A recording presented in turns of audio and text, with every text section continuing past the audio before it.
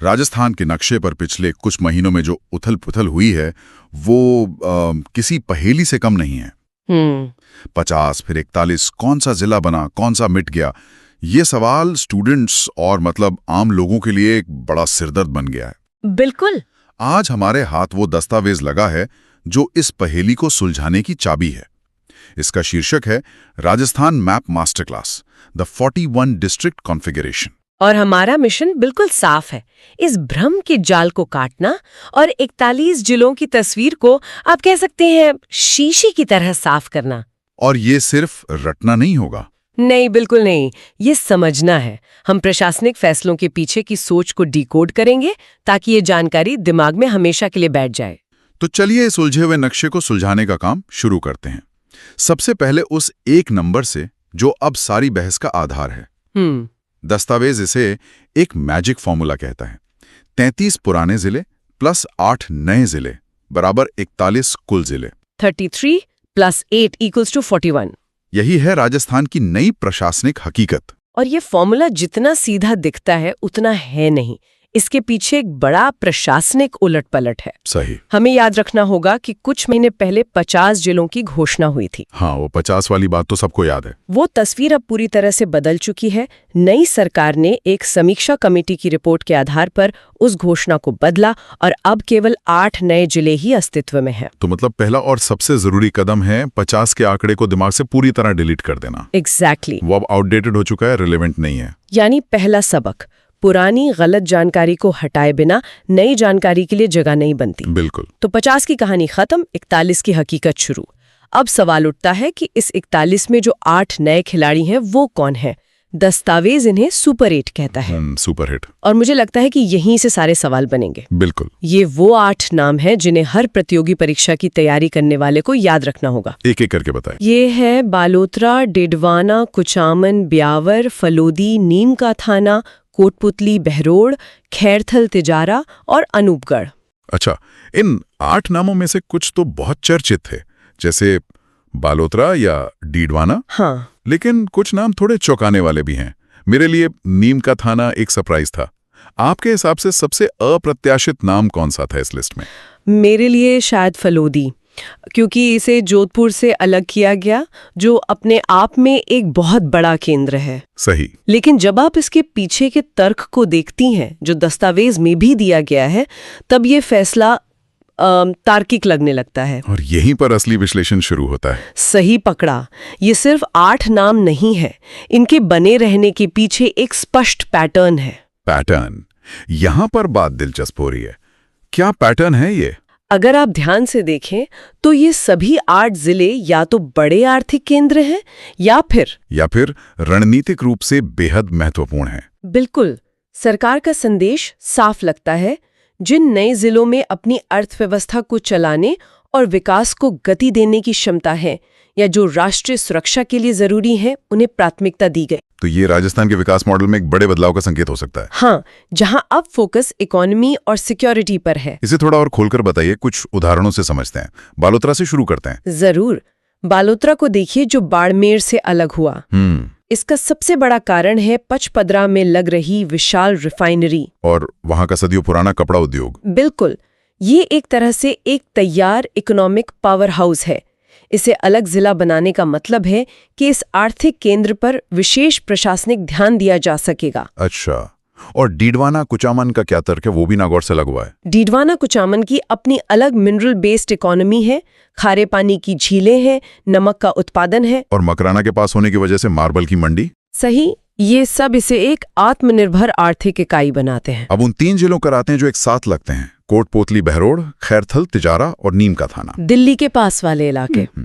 और यही इनकी सबसे बड़ी ताकत है। ये तीनों राष्ट्रीय राजधानी क्षेत्र यानी एनसीआर के प्रभाव क्षेत्र में आते हैं। और एनसीआर का हिस्सा होने का मतलब है कि ये दिल्ली के आर्थिक इकोसिस्टम का हिस्सा है।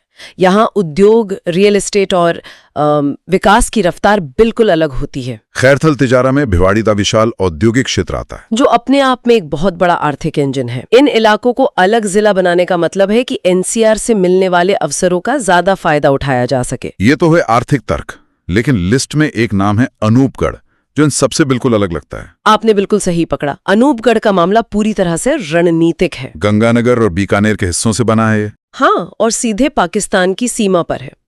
सीमावर्ती इलाका होने की वजह से यहाँ सुरक्षा, निगरानी और विकास तीनों पर एक साथ फोकस करने की जरूरत होती है। तो एक समर्पित जिला मुख्यालय होने से बॉर्डर मैनेजमेंट बेहतर हो सकता है और सीमावर्ती गांवों का विकास भी।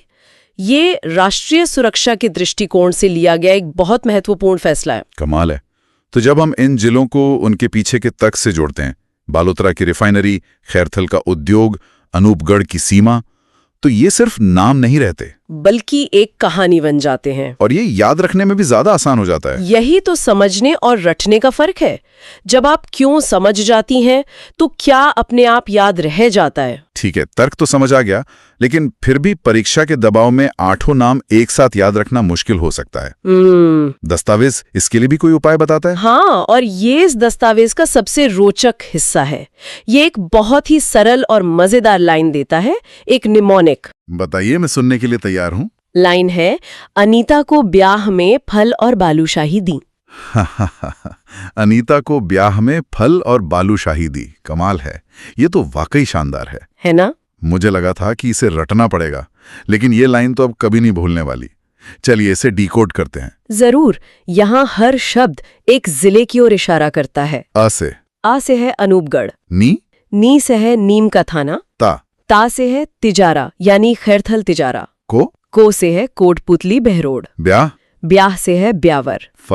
फल से है फलूदी। बालू से है बालोतरा। और आखिर में दी से है डीडवाना कुचामन। वाह, एक लाइन और 8 नाम याद, ये तकनीक सच में काम करती है। बिल्कुल। यह सिर्फ एक ट्रिक नहीं है, यह असल में सीखने की प्रक्रिया को आसान बनाने का एक वैज्ञानिक तरीका है। दिमाग कहानियों और तस्वीरों को सूखे तथ्यों से बेहतर याद रखता है। बिल्कुल। और प्रतियोगी परीक्षाओं के माहौल में जहां हर सेकंड कीमती होता है, ऐसी ट्रिक्स बहुत बड़ा अंतर पैदा कर सकती हैं। सही। तो नाम याद हो गए, उनके पीछे का तर्क भी समझ आ गया, लेकिन भूगोल बिना नक्शे के अधूरा है। अगला कदम इन्हें राजस्थान के नक्शे पर सही जगह पर बैठाना है। इसके बिना हमारी समझ अधूरी है। और इसके लिए भी हमें रटना नहीं है, एक तार्किक क्रम का पालन करना है। चलिए हम सब मिलकर दिमाग में राजस्थान का एक नक्शा बनाते हैं। एक मानसिक यात्रा पर चलते हैं। बिल्कुल। ठीक है, मैं तैयार हूँ। कहाँ से शुरू करें? सबसे ऊपर से शुरू करते हैं। नक्शे के उत्तरी पश्चिमी कोने पर चलिए, जहां अंतर्राष्ट्रीय सीमा है। पाकिस्तान बॉर्डर। हाँ, वहां गंगानगर और बीकानेर के बीच हमें अनूपगढ़ को स्थापित करना है। ये हमारा पहला लैंडमार्क है, सीमा का प्रहरी। ठीक है, अनूपगढ़ सबसे ऊपर सीमा पर। अब कहाँ चलें? अब सीधे राज्य के दिल में आते हैं, मध्य राजस्थान। यहाँ अरावली की पहाड़ियां हैं और यहीं पर राजस्थान का केंद्र है, नागौर और अजमेर के पास। हाँ, यहाँ हमें 2 जिलों को रखना है, डीडवारा कुचामन और ब्यावर। ये दोनों केंद्रीय स्थिति में हैं, जो पूरे राज्य को जोड़ते हैं। सीमा हो गई, केंद्र हो गया। अब उस इलाके की ओर चलते हैं जो सबसे ज्यादा गतिशील और विकसित है। जयपुर दिल्ली हाईवे के आसपास का शेखावाटी और एनसीआर क्षेत्र। बिल्कुल। यहाँ हमें एक क्लस्टर, एक समूह में 3 जिलों को देखना है। उत्तर से दक्षिण की ओर चलें तो पहले नीम का थाना, फिर कोटपुतली बहरोड और उसके थोड़ा दक्षिण पश्चिम में खैरथल तिजारा। तो ये तीनों एक आर्थिक गलियारे की तरह हैं जो राजस्थान को देश की राजधानी से जोड़ते हैं। सही। ये बहुत अच्छा तरीका है, एक साथ 3 जिलों का क्लस्टर। अब कौन से बचे? अब बचे आखिरी 2 जिले, और उनके लिए हमें चलना होगा पश्चिम की ओर, थार के विशाल मरुस्थल में। जोधपुर, जैसलमेर और बाड़मेर वाला इलाका। हाँ, उन्हीं के हिस्सों से बने 2 नए जिले हैं। उत्तर में फलोदी, जो अपने सोलर पार्कों के लिए जाना जाता है, और दक्षिण में बालोतरा, जो अपनी रिफाइनरी और उद्योगों के लिए। तो एक पूरा क्रम बन गया। पहले सीमा पर अनूपगढ़, फिर केंद्र में डीडवाना और ब्यावर, फिर एनसीआर बेल्ट में वो 3 जिलों का क्लस्टर, और अंत में पश्चिमी मरुस्थल में फलोदी और बालोतरा। इस तरह से देखने पर नक्शा एक उलझी हुई तस्वीर नहीं, बल्कि एक तार्किक संरचना लगता है। सही कहा। और ये सिर्फ परीक्षा के लिए नहीं, बल्कि राजस्थान को गहराई से समझने के लिए भी जरूरी है। ये आपको बताता है कि राज्य की किस हिस्से की क्या प्राथमिकता है। कहीं सीमा सुरक्षा, कहीं उद्योग, कहीं खनिज, तो कहीं ऊर्जा। बिल्कुल। यहाँ तक तो सब साफ हो गया, हमने जान लिया कि क्या याद रखना है। लेकिन दस्तावेज एक और जरूरी बात पर जोर देता है, ये जानना भी उतना ही जरूरी है कि क्या भूलना है। ये शायद तैयारी का सबसे अनदेखा लेकिन सबसे महत्वपूर्ण पहलू है।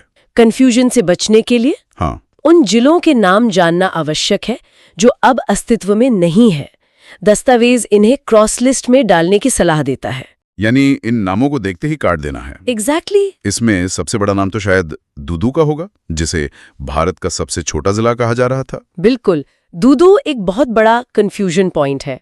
कुछ महीनों के लिए ये एक जिला था, लेकिन अब ये वापस जयपुर ग्रामीण का हिस्सा बन गया है। और सांचौर? सांचौर, जिसे राजस्थान का पंजाब कहा जाता है, वापस जालौर जिले में विलीन हो गया है। केकड़ी वापस अजमेर में, और गंगापुर सिटी वापस सवाई माधोपुर में चला गया। इसका मतलब है कि परीक्षा में प्रश्न पत्र बनाने वाले इन नामों का इस्तेमाल एक जाल की तरह कर सकते हैं। निश्चित रूप से वो विकल्पों में सांचौर या दूदू डालकर हमारी जानकारी को परखने की कोशिश करेंगे। निश्चित रूप से। और यहाँ सिर्फ ये 4 नाम नहीं है, कुल मिलाकर 9 ऐसे जिले हैं जिनकी घोषणा हुई थी पर वे बने नहीं। तो अच्छी तैयारी का मतलब सिर्फ सही जानकारी को याद करना नहीं, बल्कि गलत और पुरानी जानकारी को सक्रिय रूप से दिमाग से हटाना भी है। यह मानसिक स्पष्टता सुनिश्चित करता है। इस पर थोड़ा और सोचते हैं।